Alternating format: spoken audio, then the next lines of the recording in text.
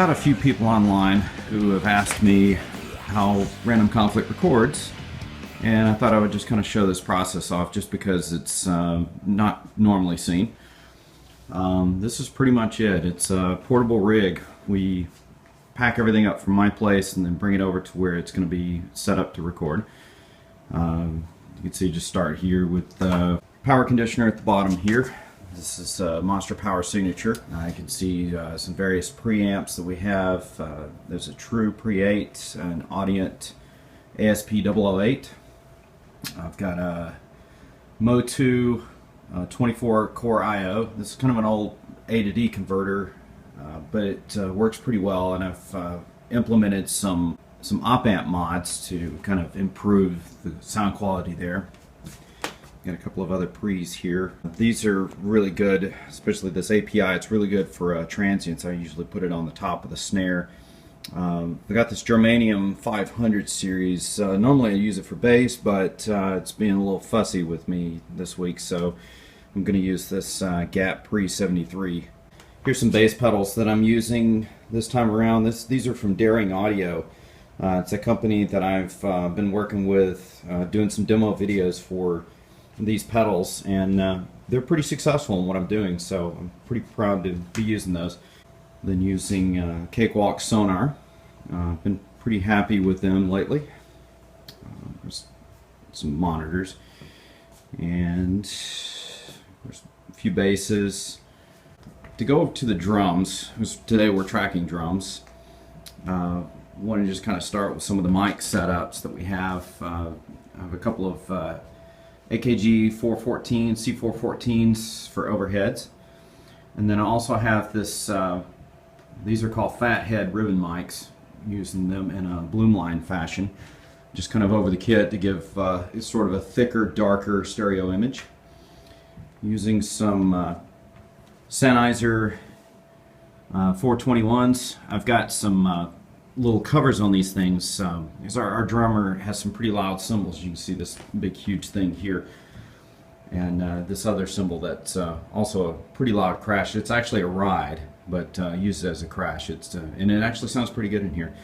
But because of that, I'm using these. This is actually cut out of some mouse pads and just wrapped over the mic so that it kind of helps minimize some of the bleed from the cymbals. And then moving over here to the rack tom, which is another 421. And then I've got an SM57 on the snare. I'm using a Sennheiser E609 underneath the snare. It's got a nice, bright, crisp sound, but it does really well for this snare. And then I'm using, this is a discontinued mic. It's an AT3031. It's a small condenser, or a small diaphragm condenser mic, and works pretty well on the hi-hat. Then in the kick drum, this is actually pretty cool.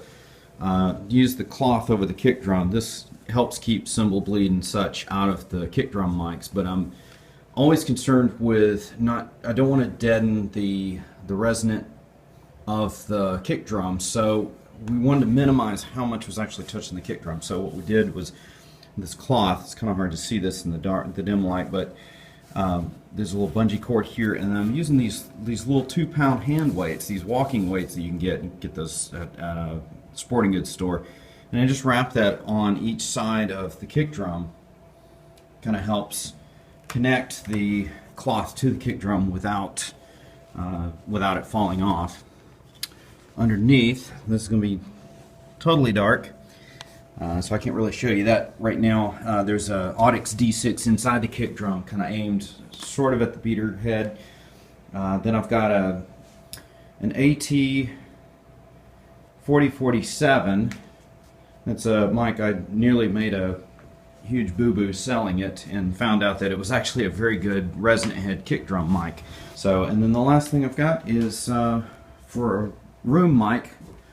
I've got a Royer 101. Works really well in this room. As you can see, there's a little bit of distance here. We've got some deadening carpet on the walls here for the area where the drums are at, but then on the other side of the room, as you can see, it's kind of a live area, so that really makes a nice complement for this setup. Okay, so now we've actually got drums recorded. Pulled this mic out here. This is the D6 that I've got.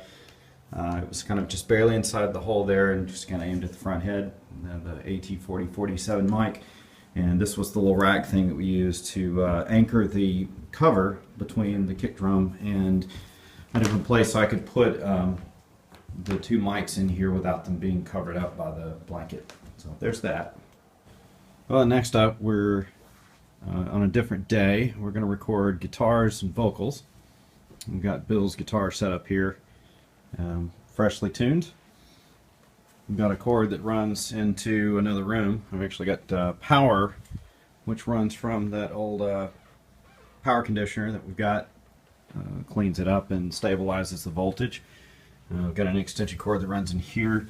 And then, of course, the signal cord here. And I've got it running to our line 6, mainly just to extend the cable because I don't have a cable coupler on me. But the line 6 is a true bypass effect pedal, so it can give me a good solid signal all the way in here to the room. Now here's just it's a bedroom. This is actually my weight bench room that I use to work out on.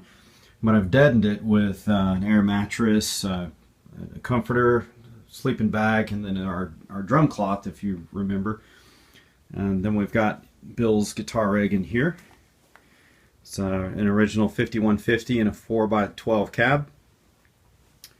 And then I've got a tube mic. This is a C12 type mic, but it's a CV12. It's an Aventone CV12, but it sounds very much like an AKG C12, maybe slightly a little warmer. We'll use that to record his guitars. And then I've got that power through this guy here. And the mic cable runs all the way back into the control room. And then we're actually using the API preamp that I normally would use for the snare. Using that to mic the guitar. Then next up we're going to record vocals. I've got a vocal set up here. This mic is Peluso 22251. I'm sorry for the shaky camera there. This is very similar to a Telefunken Elam 251. I've compared the two together, and this actually can handle transients and such a little better, but it is very much like a real 251. And then I've got the power supply for that, and the microphone cable goes too. And we're going to use the Gap Pre-73. Again, this is a Neve-like preamp.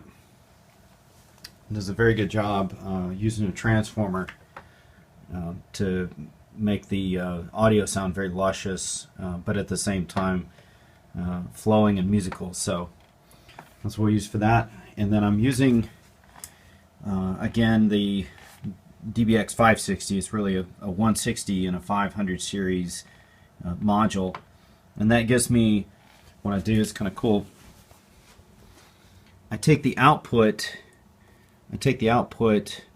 of the preamp that I'm using to record, and I'll run it into this guy here. Actually, I'm going to move this over to the Gap Pre-73 output because that's what we're going to use for vocals.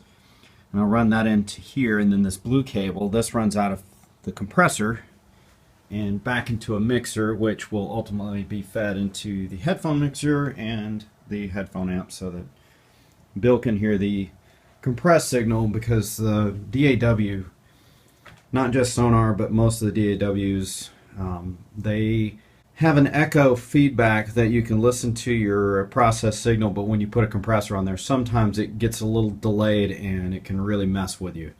So I really don't like to hear that. I would rather just hear a hardware compressor in the listen back. So there's that.